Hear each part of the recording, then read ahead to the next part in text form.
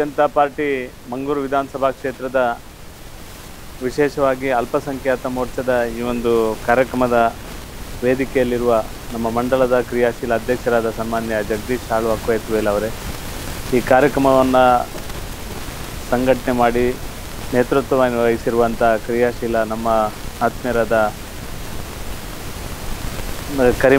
ಅಬ್ದುಲ್ ಕರೀಂ ಅವರೇ, ಅಲ್ಪಸಂಖ್ಯಾತ ಮೋರ್ಚಾದ ಅಧ್ಯಕ್ಷರಾದ ಅಬ್ದುಲ್ ಕರೀಮಕ್ಕನ್ ಅವರೇ, ನಮ್ಮ ಜಿಲ್ಲೆಯ ಅಲ್ಪಸಂಖ್ಯಾತ ಮೋರ್ಚಾದ ಜಿಲ್ಲೆಯ ಕ್ರಿಯಾಶೀಲ ಅಧ್ಯಕ್ಷರಾದ ಶಾನವಾಜ್ ಅವರೇ, ವಿಶೇಷವಾಗಿ ನನ್ನ ಆತ್ಮೀಯ ಮಿತ್ರರು ಅಲ್ಪಸಂಖ್ಯಾತ ಮೋರ್ಚಾದ ರಾಜ್ಯದ ಅಧ್ಯಕ್ಷರಾಗಿ, ಅಲ್ಪಸಂಖ್ಯಾತ ನಿಗಮದ ಅಧ್ಯಕ್ಷರಾಗಿ ಇಡೀ ಜಿಲ್ಲೆಯಾದ್ಯಂತ ಮತ್ತು ನಮ್ಮ ಜಿಲ್ಲೆ ಮತ್ತು ಇಡೀ ರಾಜ್ಯದ ಎಲ್ಲ ಮೂಲೆಗಳಲ್ಲಿ ಒಂದು ಚಿರಪರಿಚಿತರಾಗಿ ಮತ್ತು ಆ ನಿಗಮದ ಅಧ್ಯಕ್ಷರಾಗಿ ಸಮರ್ಥವಾಗಿ ರಾಜ್ಯದಲ್ಲಿ ಕೆಲಸ ಕಾರ್ಯವನ್ನು ಮಾಡೋದರ ಮುಖಾಂತರ ರಾಜ್ಯದ BJPಯ ಒಂದು ಅವಧಿಯಲ್ಲಿ ನಮ್ಮ BJPಗೆ ಕೂಡ ಒಂದು ಒಳ್ಳೆಯ ಹೆಸರು ಬರುವ ರೀತಿಯಲ್ಲಿ ಕೆಲಸ ಕಾರ್ಯವನ್ನು ಮಾಡೋದರ ಮುಖಾಂತರ ಬೆಲ್ಗಾಮಲ್ಲಿದ್ದರೂ ಕೂಡ ನಿರಂತರವಾಗಿ ನಮ್ಮೊಟ್ಟಿಗೆ ಸಂಪರ್ಕವನ್ನು ಇಟ್ಟುಕೊಂಡು ಪ್ರೀತಿಯನ್ನು ಇಟ್ಟುಕೊಂಡಿರುವಂಥ ಸನ್ಮಾನ್ಯ ನಮ್ಮ ಪಠಾಣ್ ಸಾಹೇಬರು, ಅದೇ ರೀತಿ ನಮ್ಮ ಕ್ಷೇತ್ರದ ಪ್ರಧಾನ ಕಾರ್ಯದರ್ಶಿ ದಯಾನಂದ್ ತೊಕ್ಕೋಟು, ನಮ್ಮ ಮಹಾಶಕ್ತಿ ಕೇಂದ್ರದ ಅಧ್ಯಕ್ಷರಾದ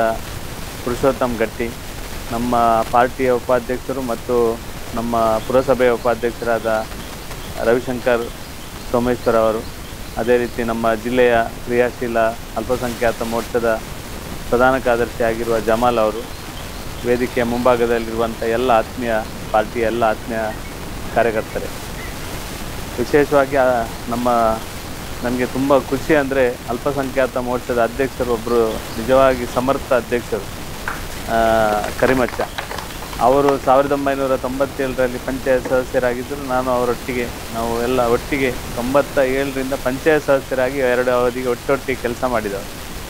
ಅವರು ಆವಾಗ ಕೂಡ BJPಗೆ ಪೂರಕವಾಗಿ ಕೆಲಸ ಕಾರ್ಯವನ್ನು ಮಾಡಿದವರು. ನಂತರ ನಾನು ನೇರವಾಗಿ BJPಗೇ ಕೆಲಸ ಮಾಡಿದವರು.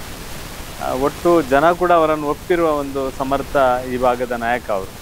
ಎಲ್ಲ ಸಮುದಾಯದವರನ್ನು ಅತ್ಯಂತ ಪ್ರೀತಿ ವಿಶ್ವಾಸದಿಂದ ಇಟ್ಟುಕೊಂಡಿರುವ ಅವರು. ಯಾಕೆಂದರೆ ಅವರ ಹತ್ರ ಬಸ್ ಇತ್ತು, KNR ಅಲ್ಲ, ಬಸ್ ಇತ್ತು ಅವರ ಹತ್ರ. ಆ ಬಸ್ಸಿನ ಮುಖಾಂತರ ಎಲ್ರಿಗೂ ಚಿರಪರಿಚಿತರು.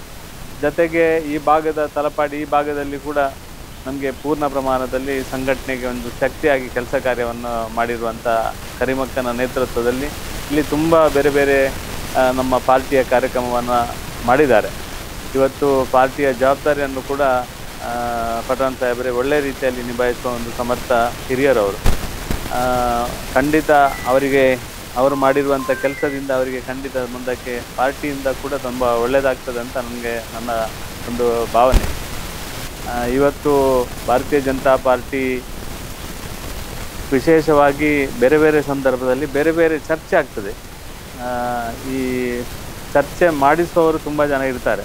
ಆದರೆ ವಾಸ್ತವ ಸಂಗತಿ ಏನಂದರೆ ಭಾರತೀಯ ಜನತಾ ಪಾರ್ಟಿ ದೇಶದ ಎಲ್ಲ ರಾಷ್ಟ್ರೀಯ ವಿಚಾರವನ್ನು ಒಪ್ಪುವವರು ಮತ್ತು ನಮ್ಮ ದೇಶದ ಮೇಲೆ ಪ್ರೀತಿ ಇಟ್ಟುಕೊಂಡು ಯಾರು ಕೆಲಸ ಮಾಡ್ತಾರೆ ಅವರನ್ನು ಯಾವತ್ತೂ ಸಹ ಬಿಟ್ಟು ಕೊಡುವ ಪ್ರಶ್ನೆ ಇಲ್ಲ ಅನ್ನೋದನ್ನು ಕೂಡ ಅನೇಕ ಬಾರಿ ಸಂಗತಿಯನ್ನು ತೋರಿಸಿಕೊಡುವಂಥ ಕೆಲಸವನ್ನು ಕೂಡ ಭಾರತೀಯ ಜನತಾ ಪಾರ್ಟಿ ತೋರಿಸಿದೆ. ನಮ್ಮ ರಾಷ್ಟ್ರೀಯ ಪ್ರಧಾನ ಕಾರ್ಯದರ್ಶಿ ಸಂತೋಷ್ ಜಿ ಒಂದು ಸಲ ಮಾತಾಡುವಾಗ ಅವರು ಹೇಳಿರುವಂಥ ಒಂದು ಮಾತು, ಯಾಕೆಂದರೆ ನಾವು ಭಾರತೀಯ ಜನತಾ ಪಾರ್ಟಿ ಎಲ್ಲ ಸಮುದಾಯದವರನ್ನು ಪ್ರೀತಿ ವಿಶ್ವಾಸ ಗಳಿಸುವುದರ ಜೊತೆಗೆ ದೇಶದ ಪ್ರಧಾನಮಂತ್ರಿ ಏನು ಇವತ್ತು 1800ಕ್ಕೂ ಹೆಚ್ಚು ಯೋಜನೆಯನ್ನು ಜನಪರವಾಗಿ ಕೊಟ್ಟಿದ್ದಾರೆ, ಅದನ್ನು ಮನೆ ಮನೆಗೆ ಮುಟ್ಟಿಸುವ ಕೆಲಸವನ್ನು ಕೂಡ ನಾವೆಲ್ಲ ಮಾಡಿದಾಗ ಈ ದೇಶದ ಬಡವನಿಂದ ಹಿಡಿದು ಕಟ್ಟಕಡೆಯ ಮನುಷ್ಯನ ತನಕ ಎಲ್ಲರೂ ಕೂಡ ಒಂದು ಅವರದೇ ಆದ ರೀತಿಯಲ್ಲಿ ಬದುಕಲಿಕ್ಕೆ ಒಂದು ದಾರಿ ಮಾಡಿಕೊಟ್ಟಾಗೆ ಆಗ್ತದೆ ಅನ್ನೋದನ್ನು ಕೂಡ ಅವರು ಹೇಳಿರುವಂಥದ್ದು ಮತ್ತು ನಮ್ಮ ಕಲ್ಪನೆ ಕೂಡ ಅದೇ. ಭಾರತೀಯ ಜನತಾ ಪಾರ್ಟಿಯ ಒಂದು ಯೋಚನೆ ಮತ್ತು ಯೋಜನೆ ಕೂಡ ಅದೇ. ಆ ರೀತಿಯಲ್ಲಿ ಕೆಲಸ ಮಾಡುವಂಥದ್ದು ಅವಶ್ಯಕತೆ ಇದೆ. ಸಮಾಜದಲ್ಲಿ ಬೇರೆ ಬೇರೆ ಚರ್ಚೆ ಬರ್ತದೆ. ಆ ಚರ್ಚೆಗಿಂತ ಅಭಿವೃದ್ಧಿ ಪರವಾದ ಕೆಲವು ಸಂಗತಿಯನ್ನು ಕೂಡ ನಾವು ಮಾಡಬೇಕಾಗಿದೆ. ನಾನು ನಿಮ್ಮಲ್ಲಿ ವಿನಂತಿ ಮಾಡೋದು, ಅಲ್ಪಸಂಖ್ಯಾತ ಮೋರ್ಚಾ ಹೇಳಿದ ತಕ್ಷಣ ಅದನ್ನು ಗಟ್ಟಿ ಮಾಡುವಂಥ ಕೆಲಸ ಕೂಡ ನಿಮಗೆ ಒಂದು ದೊಡ್ಡ ಜವಾಬ್ದಾರಿ ಇದೆ.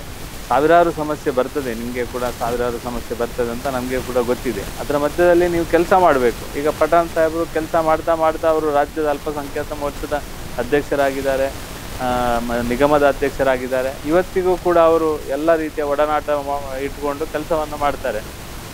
ಎಲ್ರಿಗೂ ಎಲ್ಲ ಸಮುದಾಯದಲ್ಲಿ ಒಂದೇ ಸಲ ಎಲ್ರಿಗೂ ಏನಾದರೂ ಅವಕಾಶ ಸಿಗ್ತದೆ ಅಂತ ಕೇಳಿದರೆ ಯಾರಿಗೂ ಸಿಗುವುದಿಲ್ಲ. ಆದರೆ ಸುಲಭದಲ್ಲಿ ಸಿಗಲಿಕ್ಕೆ ಭಾರಿ ಕರ್ತವ್ಯ, ಪ್ರಾಮಾಣಿಕವಾಗಿ ಕರ್ತವ್ಯ ಕೆಲಸ ಕಾರ್ಯವನ್ನು ಮಾಡಿಕೊಂಡು ಹೋದರೆ ಖಂಡಿತವಾಗಿ BJPಯಲ್ಲಿ ಅಲ್ಪಸಂಖ್ಯಾತರು ಯಾರು ಪ್ರಬಲವಾಗಿ ಕೆಲಸ ಮಾಡ್ತಾರೆ ಅವರಿಗೆ ಖಂಡಿತ ಒಂದು ನಿರಂತರ ಅವಕಾಶ ಸಿಗ್ತದೆ. ಈ ಹಿನ್ನೆಲೆಯಲ್ಲಿ ಇವತ್ತು ನಮ್ಮ ನರೇಂದ್ರ ಮೋದಿಯವರ ಕಲ್ಪನೆಯ ಈ ಒಂದು ಕಾನ್ಸೆಪ್ಟ್ ಇದು, ತಾಯಿ ಹೆಸರಲ್ಲಿ ಒಂದು ಮರವನ್ನು ನೆಡಬೇಕೆನ್ನುವುದು ನರೇಂದ್ರ ಮೋದಿಯವರ ಕಾನ್ಸೆಪ್ಟ್ ಮತ್ತು ನಮ್ಮ ದೇಶದ ಪಾರ್ಟಿಯ ಕಾನ್ಸೆಪ್ಟ್.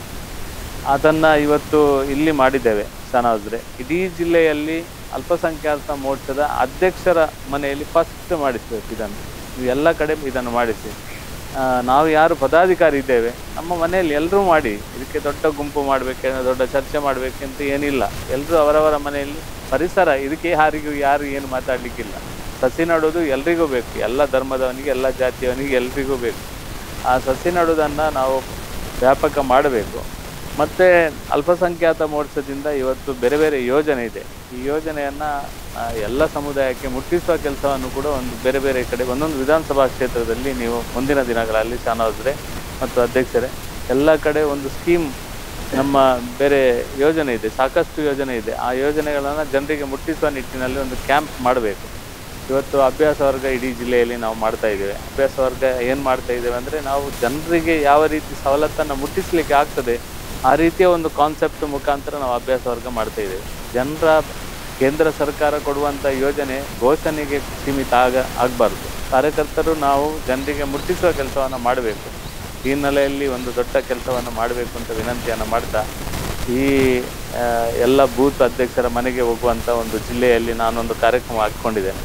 ನಾನು ನಿಮ್ಮಲ್ಲಿ ವಿನಂತಿ ಮಾಡೋದು, ವಿಶೇಷವಾಗಿ ನಮ್ಮ ಉಳ್ಳಾಲ ಈ ಒಂದು ಮಂಗಳೂರು ವಿಧಾನಸಭಾ ಕ್ಷೇತ್ರದ ಅಲ್ಪಸಂಖ್ಯಾತ ಪ್ರಾಬಲ್ಯ ಇರುವಂಥ ಬೂತ್ ಇದೆ, ಅದನ್ನು ಐಡೆಂಟಿಫೈ ಮಾಡಿ ಎಷ್ಟು ಬೂತ್ ಬರ್ತದೆ ಸಿರಾಜ್, ಎಷ್ಟು ಬೂತ್ ಬರ್ತದೆ ಅಷ್ಟು ಬೂತಿಗೆ ಒಂದು ಸಲ ನಾನು ಖುದ್ದು ನೀವು ಒಟ್ಟಿಗೆ ಹೋಗುವ ಹಾಗೆ ನೀವು ಒಂದು ಪ್ಲ್ಯಾನ್ ಮಾಡಬೇಕು. ಆ ಪ್ಲ್ಯಾನ್ ಮಾಡಿ ನಾವು ಹೋಗಬೇಕು, ಎಲ್ಲರ ಮನೆಗೆ ಹೋಗಬೇಕು. ಆವಾಗ ಸಂದೇಶ ಕರೆಕ್ಟ್ ಹೋಗ್ತದೆ. ನಾವು ಸುಮ್ಮನೆ ಒಂದು ಸಭೆ ಮಾಡಿಕೊಂಡು ಇದನ್ನು ಮಾಡಿಕೊಂಡು ಹೋದರೆ ಆಗೋದಿಲ್ಲ. ಪಾರ್ಟಿಯನ್ನು ಗಟ್ಟಿ ಮಾಡಲಿಕ್ಕೆ ಈಗ ಮನ್ ಕಿ ಬಾತ್ ಇರುತ್ತದೆ, ನರೇಂದ್ರ ಮೋದಿಯವರ ಮನ್ ಕಿ ಬಾತ್ ಇದೆ. ಅದನ್ನು ಎಲ್ಲರೂ ನೋಡಿ ಅದರಲ್ಲಿ ಏನು ಸತ್ಯ ಇದೆ, ಏನು ಸಮಾಜಕ್ಕೆ ಏನು ಸಂದೇಶವನ್ನು ಮುಟ್ಟಿಸ್ಬೋದು, ಅದನ್ನು ತಿಳುವಳಿಕೆ ಮುಖಾಂತರ ಅದನ್ನು ಕೊಡುವ ಕೆಲಸವನ್ನು ಕೂಡ ನಾವು ಮಾಡಬೇಕು.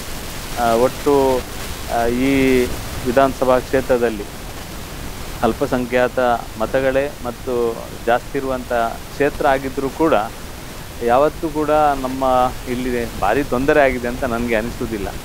ನಾವು ಸರಿಯಾದ ದಿಕ್ಕಿನಲ್ಲಿ ಸರಿಯಾದ ರೀತಿಯಲ್ಲಿ ಕೆಲಸ ಮಾಡಿಕೊಂಡು ಎಲ್ಲರನ್ನ ವಿಶ್ವಾಸಕ್ಕೆ ತಗೊಂಡು ಹೋದಾಗ ಖಂಡಿತ ಪಾರ್ಟಿ ಮತ್ತೆ ನಮ್ಮ ಜವಾಬ್ದಾರಿಗೆ ಮತ್ತು ಜನಪ್ರತಿನಿಧಿ ಆಗಲಿಕ್ಕೆ ಸಂಪೂರ್ಣ ಸಹಕಾರ ಸಿಗ್ತದೆ. ಈಗ ಸೋಮೇಶ್ವರ ಇದೇ ಒಂದು ಮಾಡೆಲ್. ಸೋಮೇಶ್ವರದಲ್ಲಿ ಅಲ್ಪಸಂಖ್ಯಾತರ ಮತ ಕೂಡ ಇದೆ, ಈ ಏರಿಯಾದಲ್ಲಿ ಕೂಡ ಇದೆ, ಇನ್ನೊಂದು ಕಡೆ ಕೂಡ ಇದೆ. ಏನೂ ತೊಂದರೆ ಆಗೋದಿಲ್ಲ. ಇಂಥ ಜವಾಬ್ದಾರಿಯನ್ನು ಈಗ ಅಬ್ದುಲ್ ಖಾದರ್ರು, ಕರಿಮಕ್ಕ ಓಪನ್ ಆಗಿ BJP ನಮ್ಮ ಎಲ್ಲ ಓಟ್ಗೆಲ್ಲ ನಿಲ್ಲಿಸಿ ಎಲ್ಲರೂ ಫೀಲ್ಡ್ ಎಲ್ಲ ಮಾಡಿ ಈ ಚುನಾವಣೆ ಗೆಲ್ಲುವ ರೀತಿಯಲ್ಲಿ ಎಲ್ಲ ಕೆಲಸ ಮಾಡ್ತಾರೆ.